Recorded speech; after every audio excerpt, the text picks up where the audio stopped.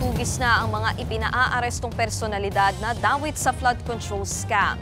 Kabilang sa mga pinuntahan ng mga pulis ang condo unit ni dating Congressman Zaldico sa Taguig. Narito ang express report ni Gary De Leon.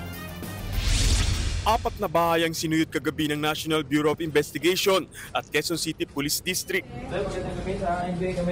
para isilbi ang arrest warrant na inilabas ng Sandigan Bayan laban sa ilang DPWH officials at Board of Directors ng SunWest Corporation.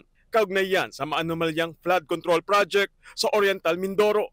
Kabilang sa mga pinuntahan ang bahay ni Dominic Gregorio Serrano, hepe ng Construction Division ng DPWH Region 4A, pero hindi siya naabutan doon. Hindi rin nadatnan sa kanyang bahay ang isa pang may arrest warrant na si Lerma Caico, Accountant 4 ng Bidding and Awards Committee ng DPWH 4B. Nakabakasyon daw si Caico kaya ang anak niya lang ang naabutan ng mga operatiba. 16 na individual ang may warrant of arrest para sa kasong graft at malversation. Kasama nga riyan si Zaldico na hindi pa rin umuwi ng Pilipinas. Pinuntahan kanina ang kanyang condo unit sa Taguig pero walang tao roon.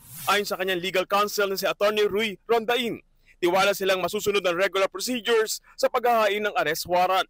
Pero hindi pa rin nabanggit kung nasaan ngayon si Ko. Binigyan naman ni DILG Secretary John B. Cremulya ng ultimatum si Ko at iba pa na sumuko sa Sandigan Bayan hanggang sa Lunes. Dahil kung hindi, ituturing na raw silang fugitives o pugante. Pati ang NBI sinabihan ng sinako at iba pa na sumuko na.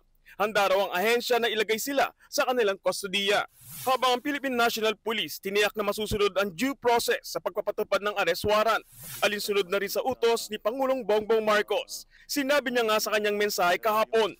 Walang special na pagtrato, walang sinasanto. Ako ang nagsimula nitong lahat. Ako ang magtatapos.